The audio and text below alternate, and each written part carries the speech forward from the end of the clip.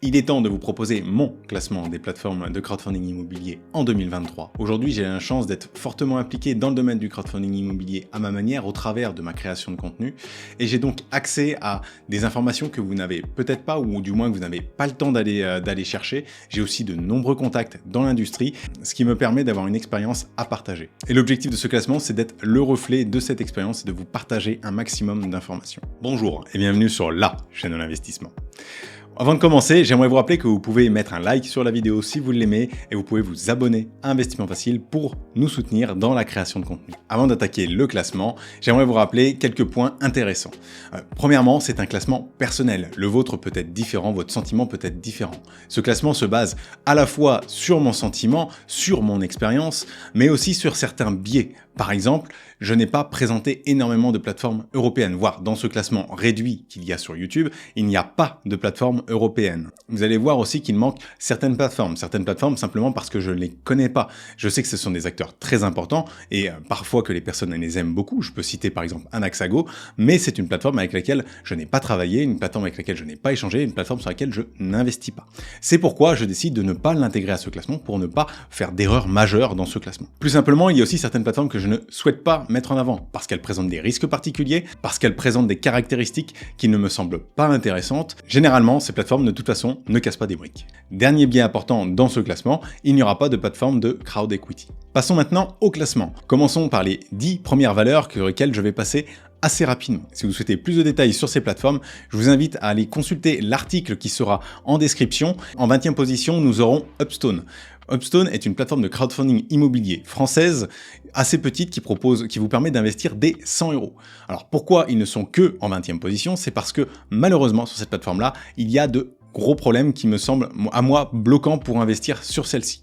Par exemple, on a un taux de retard extrêmement élevé, ce qui pose la question de la qualité des analyses, parce que s'il y a un taux de retard élevé, ça veut dire que les difficultés n'ont pas été anticipées suffisamment. De plus, la description des projets, même si elle s'est améliorée au fil des derniers mois, est encore un peu juste et mériterait d'être plus détaillée. En 19e position, vous avez Immocracy. Immocracy, c'est une petite plateforme, donc petite par le nombre de personnes qui y travaillent, qui réalise 1 à 2 levées par mois et qui aujourd'hui propose des taux qui sont relativement élevés. Elle est assez peu connue par le grand public, mais elle a quelques défauts parce qu'aujourd'hui le taux de retard est quand même relativement important et la petite taille de l'équipe va être un inconvénient à partir du moment où il commence à y avoir pas mal de retard, puisque ces derniers vont devoir faire un suivi plus important de ces projets en retard et que ça va forcément pénaliser d'autres aspects de la plateforme. En 18e position, on retrouve Limo.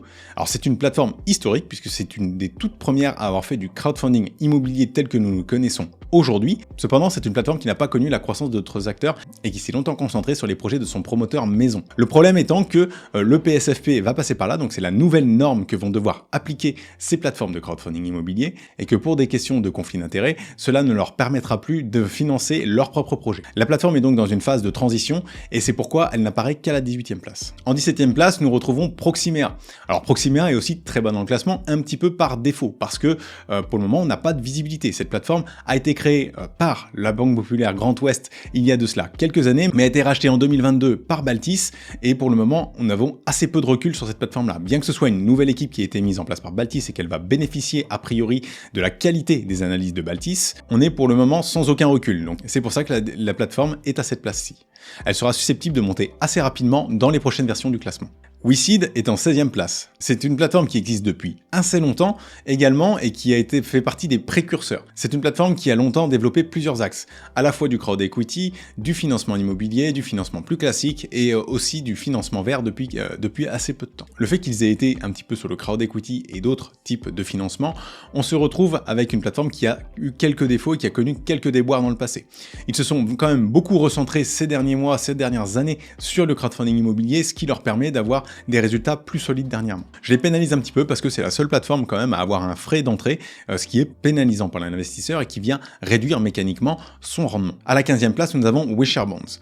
Et malheureusement pour Wisharebonds, ils sont très difficiles à comparer avec les autres acteurs parce qu'ils ne procurent pas de statistiques dans le format le plus standard.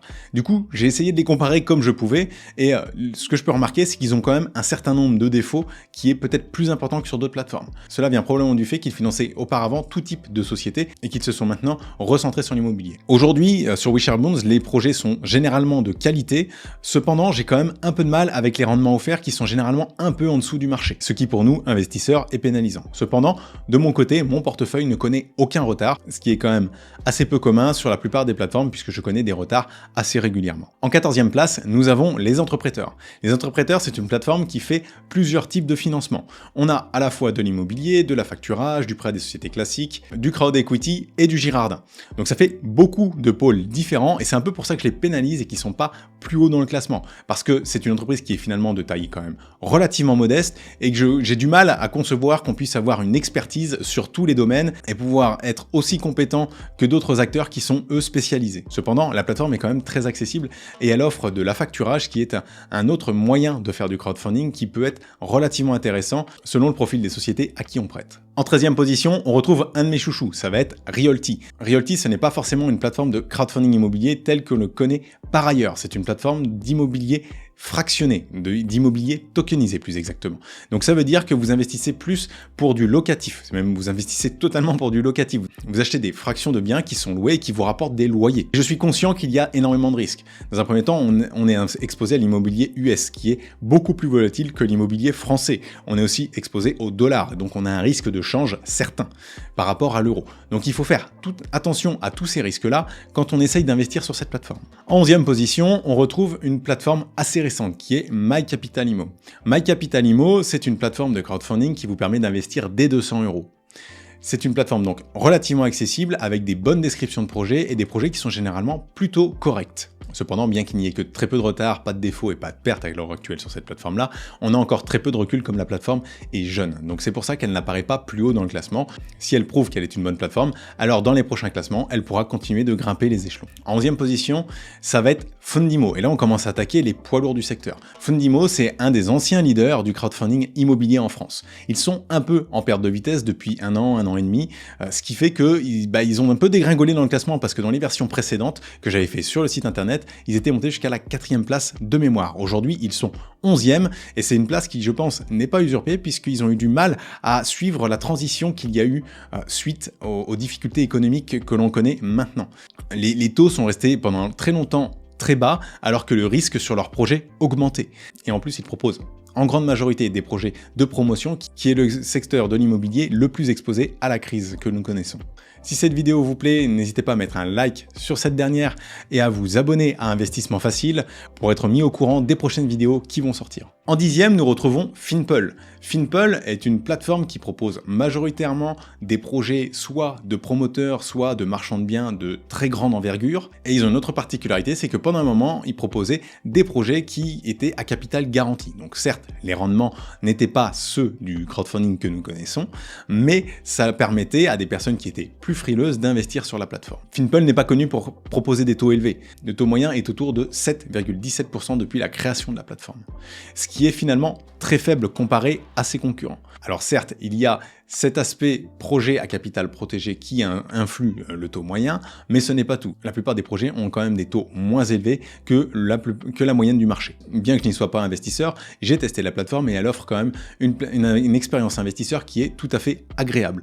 Et les projets sont extrêmement détaillés. On a le droit à des fiches complètes avec beaucoup d'informations, donc c'est très bien pour les personnes qui sont curieuses et qui veulent faire un choix éclairé. On peut aussi noter que les stats sont très bonnes. Il n'y a pas de pertes, très peu de défauts et de retard sur cette plateforme. Si on doit trouver un autre point faible à la plateforme, ça va être que malheureusement vous pouvez investir qu'à partir de 1000 €, ce qui exclut une certaine partie des investisseurs. En 9e position, nous avons notre première plateforme sur les énergies renouvelables et ce sera Landosphère. Landosphère vous permet de financer des projets dans l'éolien, dans le solaire, etc. C'est aujourd'hui des projets qui ont pas mal la cote. Entre les taux qui sont remontés grâce à la situation de taux, donc on est passé en moyenne de 5 à 7% de rendement sur les différents projets, et on a aussi la conjoncture géopolitique avec le conflit russo-ukrainien qui est plutôt positif pour ce type de projet puisqu'on a besoin de diversifier nos sources d'énergie en ce moment. Landosphère est accessible à partir de 50 ou 100 € selon la typologie de projet, ce qui en fait une des plateformes les plus accessibles et ce qui permet à tout le monde d'y investir. Les projets présentés sont assez diversifiés et souvent de qualité, bien que nous ayons souvent des garanties qui soient un peu plus légères qu'en crowdfunding immobilier, mais ça c'est pareil pour toutes les plateformes d'énergie renouvelable. Et enfin on a des collectes nationales qui sont de plus plus en plus nombreuses et donc ça permet à des personnes qui, comme moi, habitent dans les montagnes,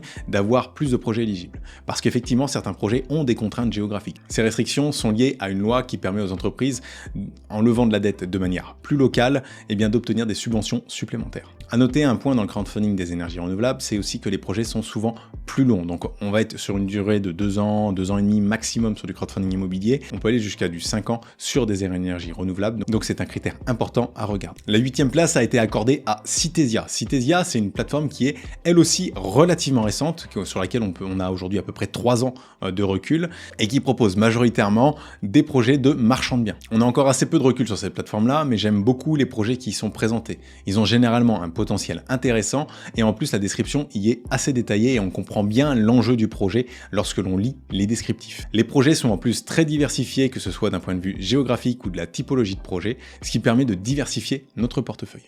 Les petites faiblesses de la plateforme, ça va être le manque de recul comme je l'ai expliqué tout à l'heure, le fait aussi que ce soit indiqué à partir de 1000 €, donc ce n'est pas pour toutes les bourses malheureusement.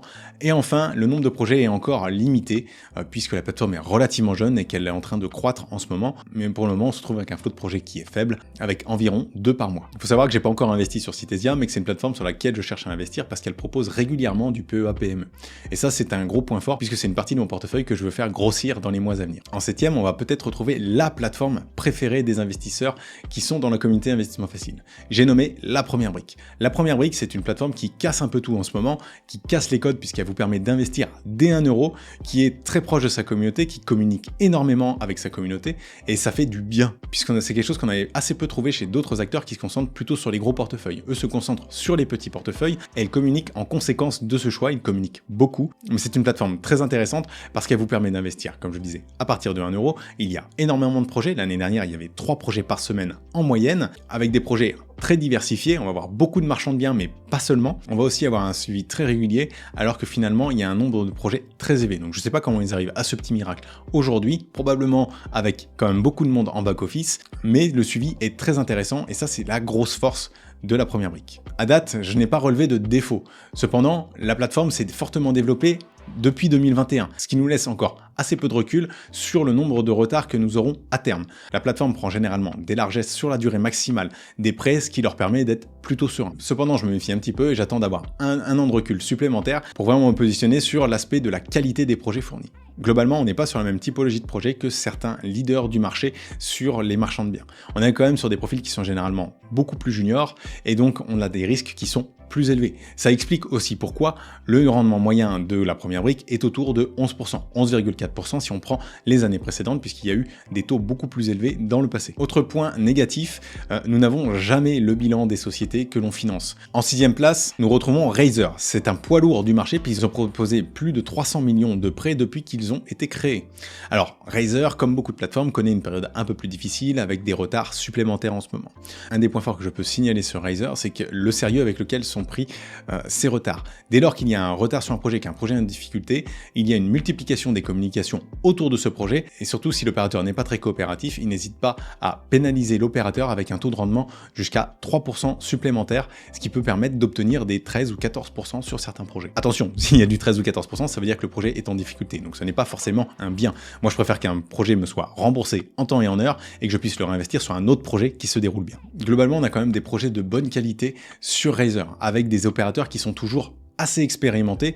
Nous avons une diversité importante de projets et surtout, Razer est un petit peu le spécialiste, en tout cas la plateforme qui propose le plus de projets, que ce soit en Corse ou dans les dom-toms, ce qui permet de diversifier sur d'autres horizons géographiques. Cependant, attention à ces projets, puisque généralement ils ont un contexte insulaire, ça veut dire que les approvisionnements peuvent être plus compliqués, qu'il y a aussi des contextes spécifiques au contexte local. Alors, Razer ne s'y trompe pas, puisqu'il propose un rendement généralement supérieur sur ces projets. Je tiens à noter quand même sur Razer que parfois il y a quelques projets qui dénotent un petit peu, que je trouve moi personnellement un peu moins bons. En 5e place, on retrouve Monego. Monego, c'est une plateforme sur laquelle je viens de commencer à investir. Les rendements sont autour de 9%. C'est une des plateformes qui offre aussi des taux un peu plus faibles, et ça s'explique par le fait qu'elle finance des promoteurs, les projets de promoteurs sont généralement un peu mieux cadrés et proposent des taux un peu moins élevés. Alors du coup, les projets de promoteurs vont être plutôt un point faible aussi en même temps de la plateforme en ce moment, puisque l'on se retrouve dans des situations particulièrement difficiles pour ces derniers. Cependant, on a quand même sur Monego un track record qui est assez impressionnant.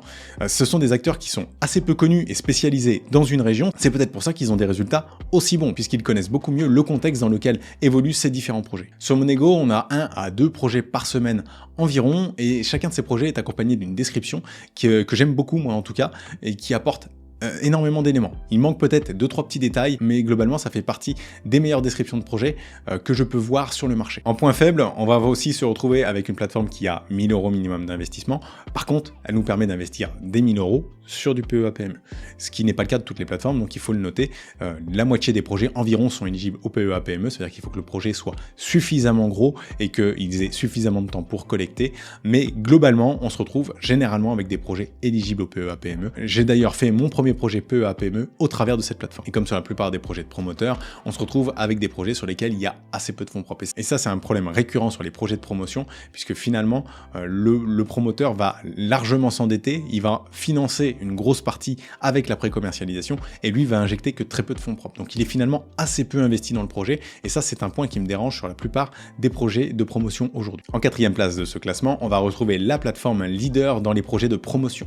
Et j'ai nommé Omunity, qui a financé plus de 500 millions de projets, en très grande majorité sur des projets de promotion. C'est une des plateformes réputées les plus sérieuses qui finance des promoteurs de taille assez importante, ce qui leur permet d'avoir des taux qui sont du coup un peu plus faibles, puisque ces opérateurs étant plus solides, eh bien, ils vont pas accepter de payer des taux très élevés. Cependant, attention, avec la situation actuelle, on se rend compte quand même que certains de ces promoteurs sont un petit peu en difficulté aussi pour commercialiser leurs biens. Or, il faut commercialiser ces biens bien souvent pour pouvoir rembourser les investisseurs, donc on est susceptible de connaître un certain nombre de retards également sur Omunity. Cependant, la plateforme a de nombreuses qualités. On va avoir des projets relativement réguliers, de taille importante, avec en plus des descriptions de projets assez détaillées, avec des projets généralement de qualité. Depuis peu, ils sont partenaires avec Boursorama, et donc vous pouvez investir directement sur Omunity au travers de Boursorama. Sur Omunity, on va retrouver les points faibles d'un Monego, c'est-à-dire qu'on va avoir une plateforme accessible à partir de 1000 €, avec peu de fonds propres parce que c'est des projets de promoteurs et que les promoteurs ont généralement des leviers importants sur ces projets,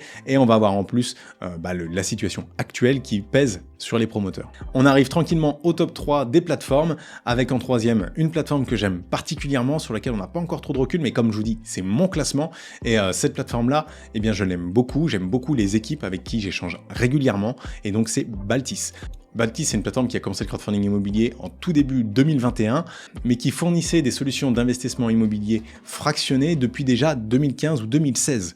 Donc ils ont l'habitude d'analyser les projets, et d'ailleurs leur analyse est un des gros points forts de la plateforme. On retrouve un dossier qui à chaque fois est très détaillé, dans lequel on a vraiment beaucoup d'informations, que ce soit sur le promoteur, sur ses résultats, sur le groupe. On a généralement des projets qui sont quand même de bonne qualité sur Baltis, bien que la plateforme connaisse, à l'instar de la plupart des autres, quelques retards en ce moment. D'autant plus qu'ils ont été, je pense, un peu agressifs au début sur les durées des projets, et qu'on va se retrouver avec des prorogations de 6 mois. Donc les prorogations étaient prévues au contrat. La plupart des sociétés qui ont levé de la dette au travers de Baltis vont probablement utiliser ces 3 à 6 mois supplémentaires qui étaient accordés à ces sociétés-là. Rien de problématique en l'état, la plupart des projets se passent bien. Il y a un projet qui pose problème, mais d'autres plateformes sont exposées au même opérateur qui connaît des difficultés de manière générale. Un des autres points forts de la plateforme, c'est d'accepter le PEA-PME sur la plupart des projets. Ce qui fait que beaucoup d'investisseurs utilisent cette plateforme-là, en plus de Citesia et de Monego par exemple, pour diversifier leur PEA-PME. Aujourd'hui, si on doit trouver 2 points faibles à Baltis, ce sera le fait que c'est accessible à partir de 1000 €, donc malheureusement ceux qui ont des plus petits portefeuilles ne peuvent pas bénéficier de ces projets très détaillés, etc. Et enfin, d'un point de vue crowdfunding immobilier, on a encore peu de recul, et donc on va probablement voir, en plus avec la situation actuelle, un certain nombre de retards arriver, et il va être important de voir comment sont gérés ces retards pour pouvoir positionner la plateforme à l'avenir. En 2e place, nous avons le leader sur les énergies renouvelables, j'ai nommé Enerfip. Enerfip, si vous voulez financer des projets d'énergie renouvelable, c'est la plateforme sur laquelle aller, parce que c'est celle qui propose le plus de projets, c'est celle qui propose les plus gros projets, et aujourd'hui, les taux ont, comme sur l'endosphère, pas mal augmenté, puis ils sont passés de 5 à 7% également. Et dans le contexte économique et géopolitique actuel, ça peut être une bonne idée d'aller réfugier une partie de notre portefeuille directement sur du crowdfunding en énergie renouvelable. On peut citer plusieurs avantages au travers d'Enerfip. Enerfip globalement propose donc des projets avec des très gros acteurs. On va avoir des financements locaux parfois avec des filiales de Total, de Engie, etc. et d'EDF même. C'est rassurant d'avoir ces entreprises derrière ces financements. Et pour rappel, ces financements locaux, c'est vraiment pour pouvoir obtenir des subventions. Donc c'est pour ça que parfois ces sociétés ont besoin du crowdfunding immobilier pour lever de la dette de manière locale. Les projets présentés sont très bons, on a un taux de défaut qui est relativement faible aujourd'hui sur la plateforme, alors même qu'on a un certain recul sur celle-ci. En plus de ça, la plateforme Enerfip est la deuxième plateforme la plus accessible en crowdfunding, puisqu'on peut investir à dès 10 €. Un des autres points forts de Enerfip par rapport à Landosphère, ça va être que l'investissement en PEA-PME qui est possible sur les deux plateformes est plus accessible sur Enerfip, puisqu'il se le fera à partir de 2 500 €.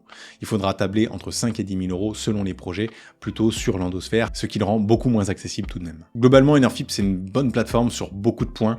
On va retrouver les défauts de ces plateformes, des plateformes d'énergie renouvelable, c'est-à-dire que les projets vont être parfois longs, jusqu'à 5 ans. On a peut-être un poil moins de détails qu'en crowdfunding immobilier sur les descriptifs. Et enfin, pas mal de projets sont quand même limités géographiquement, bien que depuis 2022, on voit une multiplication du nombre de projets en collecte nationale, avec plutôt 2 projets par mois maintenant, alors qu'en 2021, on n'en avait même pas un par mois en moyenne. Et pour terminer, on va parler de Clubfunding, qui va être notre numéro 1 de ce classement-là, et c'est largement mérité. Pourquoi largement mérité? Parce que c'est pour moi la plateforme la plus complète en crowdfunding immobilier. Elle va vous proposer un nombre de projets importants, donc en général 3 par semaine.